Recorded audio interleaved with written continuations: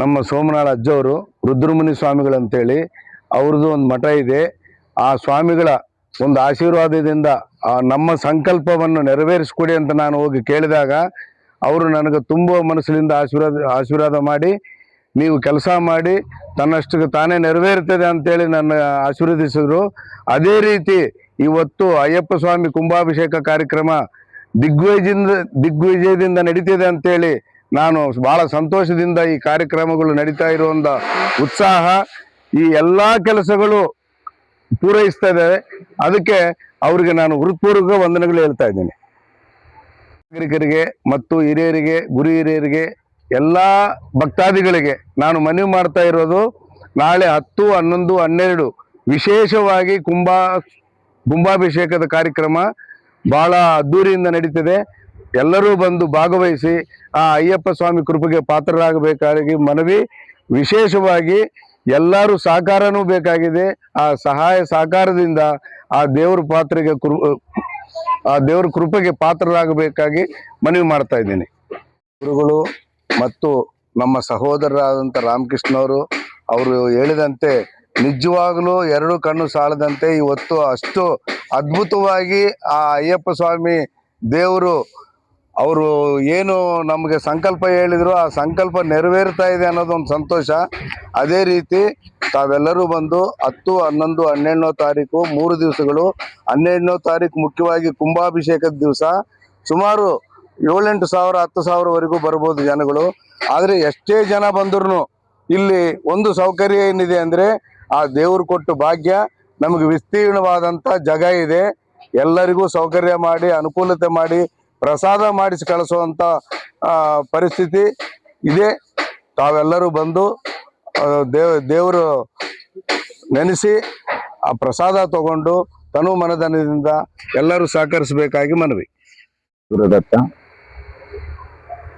ಯಾವ ಗಂಗಾವತಿ ಮಹಾನಗರದ ಆನೆಗುಂದಿ ರಸ್ತೆಯಲ್ಲಿರ್ತಕ್ಕಂತಹ ಅಯ್ಯಪ್ಪಗಿರಿಯ ಅಯ್ಯಪ್ಪ ಸ್ವಾಮಿಯ ದೇವಸ್ಥಾನದ 12ನೇ ವರ್ಷದ ದ್ವಾದಶ ವರ್ಷದ ಮಹಾ ಕುಂಭಾಭಿಷೇಕ ಮತ್ತು ಕುಂಭೋತ್ಸವ ಕಾರ್ಯಕ್ರಮ ದಿನಾಂಕ 10, 11, 12 ಏನು 3 ದಿನ ಕಾರ್ಯಕ್ರಮ ನಿಯೋಜನೆಗೊಂಡಿದ್ದು, ಈ ಕಾರ್ಯಕ್ರಮಕ್ಕೆ ಗಂಗಾವತಿಯ ಸರ್ವ ಸಮಾಜದ ಗುರು ಹಿರಿಯರು, ಸಕಲ ಸದ್ಭಕ್ತರು ಮತ್ತು ಗಂಗಾವತಿಯ ಸುತ್ತಮುತ್ತಲಿನ ಎಲ್ಲಾ ಸಮಸ್ತ ಹಳ್ಳಿಗಳು ಮತ್ತು ಕ್ಯಾಂಪಿನ ಎಲ್ಲಾ ಸಮಸ್ತ ಸರ್ವ ಸದ್ಭಕ್ತರು ಬಂದು ಈ ಒಂದು ಮಹತ್ತರವಾದ ಕಾರ್ಯಕ್ರಮದಲ್ಲಿ ಪಾಲ್ಗೊಳ್ಳುವುದರಿಂದ ವಿಶೇಷವಾಗಿ ಆ ಭಗವಂತನ ಆಶೀರ್ವಾದ ನಿಮ್ಮೆಲ್ಲರಿಗೂ ಇರ್ತಾ ಇದೆ ಅಂತ ಹೇಳುತ್ತಾ, ಯಾಕಂದ್ರೆ ಕೊಟ್ಟಿದ್ದು ತನಗೆ ಬಚ್ಚಿಟ್ಟಿದ್ದು ಪರರಿಗೆ, ಕೊಟ್ಟು ಕೆಟ್ಟ ನೆನೆ ಬೇಡ ಮುಂದೆ ಕಟ್ಟಿಟ್ಟ ಬುತ್ತಿ ಸರ್ವಜ್ಞ ಎಂಬಂತೆ ಮಹಾತ್ಮರ ವಾಣಿಯಂತೆ ಇಂತಹ ಒಂದು ಮಹತ್ತರವಾದ ಕಾರ್ಯಗಳಿಗೆ, ಇಂತಹ ಮಹತ್ತರವಾದ ಒಂದು ಪುಣ್ಯ ಕೆಲಸಕ್ಕೆ ತನು ಮನ ಧನದಿಂದ ಸೇವೆಯನ್ನು ಸಲ್ಲಿಸೋದ್ರಿಂದ ಆ ಭಗವಂತನ ಆಶೀರ್ವಾದ ಶ್ಲಾವಕಾಲ ನಿಮ್ಮ ಕುಟುಂಬಗಳಿಗೆ ಇರ್ತಾ ಇದೆ ಅಂತ ಹೇಳುತ್ತಾ, ಈಗಾಗಲೇ ನಿಮ್ಮೆಲ್ಲರ ಸಹಾಯ ಸಹಕಾರದೊಂದಿಗೆ